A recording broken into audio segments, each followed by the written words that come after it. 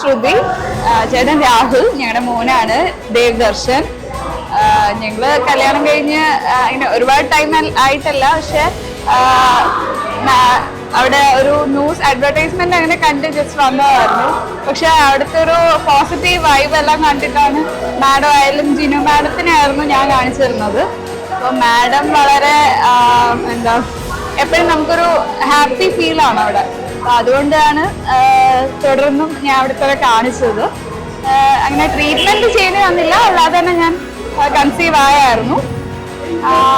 പക്ഷെ മറ്റൊരു ഹോസ്പിറ്റലിലേക്ക് പോകാനായിട്ട് ഞങ്ങൾക്ക് തോന്നിയില്ല.